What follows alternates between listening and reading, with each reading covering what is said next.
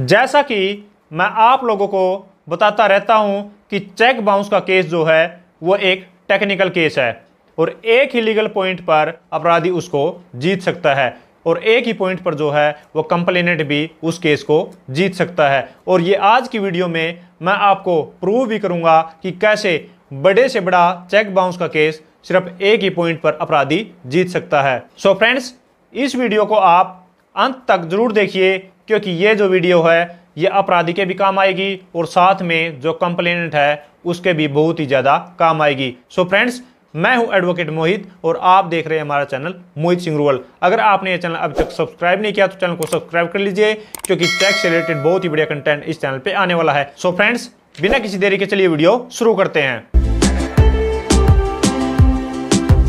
So friends, जिस judgement में ये लॉ पॉइंट डिसाइड किया गया है उसका नाम है दशरथ भाई त्रिकम भाई पटेल वर्सेस हितेश महेंद्र भाई पटेल।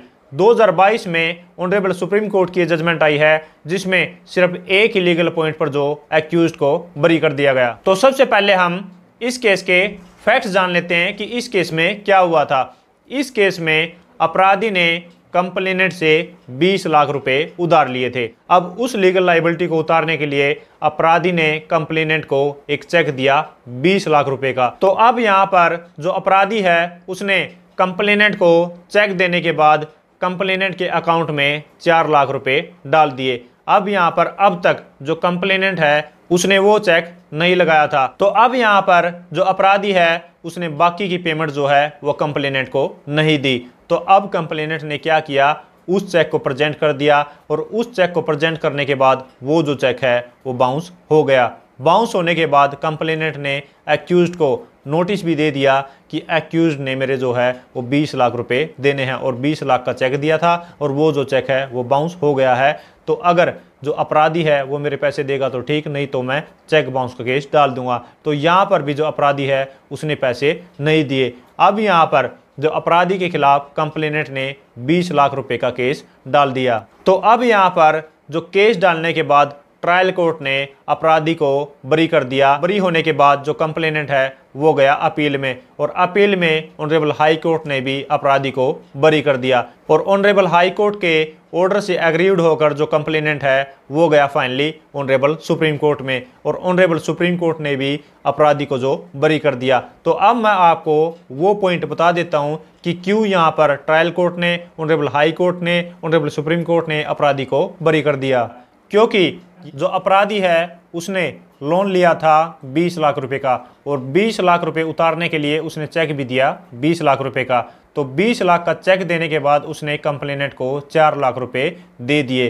तो अब यहाँ पर जो अपराधी है उसकी लीगल लायबिलिटी जो है वो सिर्फ 16 लाख रुपए की थी। तो यहाँ पर जो अपराधी है उसकी 4 लाख रुपए की लायबिलिटी उतर चुकी थी। तो अब यहाँ पर कंप्लेनेंट ने वो 20 लाख की लीगल लायबिलिटी के लिए चेक को लगा दिया। तो अब यहाँ पर वो जो चेक लगाया तो वो मेंटेनेबल नहीं था क्योंकि 20 लाख रुपए की एक्यूज्ड की कोई भी लीगल लायबिलिटी नहीं थी। लेकिन जो कंप्लेनेंट है अगर वो चेक की बैक साइड में चेक को प्रेजेंट करने से पहले ये लिख देता कि मेरे जो है 4 लाख रुपए आ चुके हैं और ये जो चेक है इसको सिर्फ 16 लाख रुपए के लिए लगाया जाए, प्रेजेंट किया जाए, तो उस सिचुएशन में चेक बाउंस का केस बन सकता था। लेकिन उसने कोई भी इंडोर्समेंट जो है वो चेक की बैक साइड में नहीं की थी और उस चेक को जो 20 लाख रुपए के लिए लगा दिया।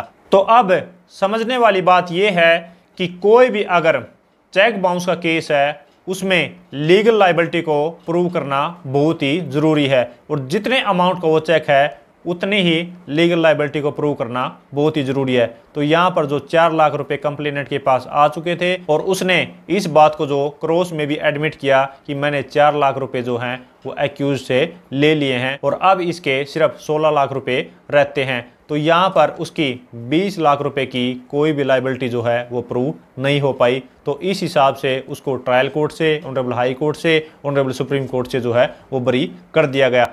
तो अब यहाँ पर हम एक एग्जाम्पल के थ्रू समझ लेते हैं कि ये तो जो सिर्फ 20 लाख रुपए का चेक है, लेकिन अगर कोई भी जो चेक है, अगर मान लीजिए वो 1 करोड़ रुपए का चेक है और उस चेक को लगाने से पहले अगर अपराधी ने 1 लाख रुपए भी अगर दे दिया है तो भी वो जो चेक है वो सारा का सारा खराब हो सकता है। अगर कंप्लेनेंट ने वो चेक लगाने से पहले उसकी बैक साइड में ये इंडोर्समेंट नहीं की, ये रिसीविंग नहीं की कि मैंने जो है वो 1 लाख रुपए अपराधी से ले लिया है और ये जो चेक है इसको सिर्फ अब 99 लाख रुपए के लिए प्रेजेंट किया जाए, क्योंकि उसकी सिर्फ इतनी ही लायबिलिटी बनती है। लेकिन अगर वो कोई भी इंडोर्समेंट नहीं करता, उसके बैक साइड में रिसीविंग नहीं करता और उसको 1 करोड़ के लिए प्रेजेंट कर देता है, तो वो सारा का सारा जो चेक है वो वेस्ट हो जाएगा और सारा जो अमाउंट है वो डूब जाएगा। तो यहाँ पर कंप्लेनेंट के लिए बहुत ही बड़ा सबक है कि उसको जो है वो इंडोर्समेंट करनी बहुत ही ज़रूरी है। और इसके साथ साथ मैं आपको ये भी बता दूं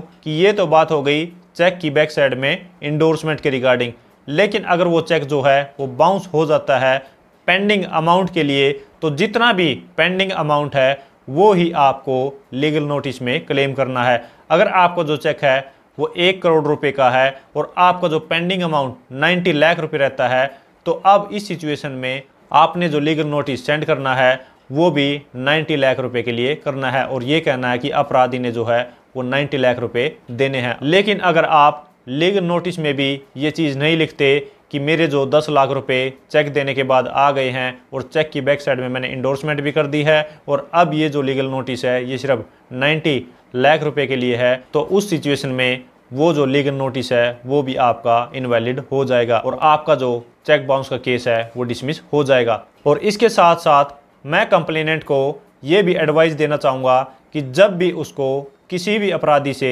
चेक मिलता है तो चेक मिलने से लेकर और उसको प्रेजेंट करने से लेकर और साथ में ही केस डालने तक उसको अपने एडवोकेट से कंसल्ट ज़रूर करना चाहिए कि मेरे को एक चेक मिला है और इसके बाद इतना अमाउंट आया है या फिर अमाउंट नहीं आया है, तो किस हिसाब से इसको मैं प्रेजेंट करूं और क्या इसमें जो है वो हमारी स्टोरी रहेगी। अगर आप अपने एडवोकेट से कंसल्ट नहीं करेंगे तो हो सकता है कि आपका बड़े से बड़ा जो चेक है वेस्ट हो सकता है और इस जजमेंट से जो अपराधी है वो भी बेनिफिट ले सकता है। जो अपराधी है वो समझ सकता है कि अगर उसने किसी को भी एक चेक दिया है और चेक देने के बाद अगर उसने कंप्लेनेंट को 10,000 रुपये भी ट्रांसफ़र कर दिए हैं और कंप्लेनेंट ने गलती से उस चेक को फुल अमाउंट की लीगल लायबिलिटी के लिए प्रेजेंट कर दिया है और लीगल नोटिस जो है वो भी फुल लायबिलिटी के लिए दे दिया है, तो यहाँ पर जो अपराधी है वो उस केस को जीत सकता है। सो फ्रेंड्स, आशा करता हूं कि इस वीडियो से, इस जजमेंट से आपको कुछ सीखने को मिला होगा। अगर ये वीडियो आपको अच्छी लगे तो लाइक कीजिए, शेयर कीजिए और अगर आपने चैनल अभी तक सब्सक्राइब नहीं किया तो चैनल को सब्सक्राइब कर लीजिए, क्योंकि चेक से रिलेटेड बहुत ही बढ़िया कंटेंट इस चैनल पे आने वाला है। सो फ्रेंड्स, इस वीडियो में इतना ही। मिलते हैं नई वीडियो में नए किसी लीगल टॉपिक के साथ। तब तक के लिए thank you so much. Bye bye.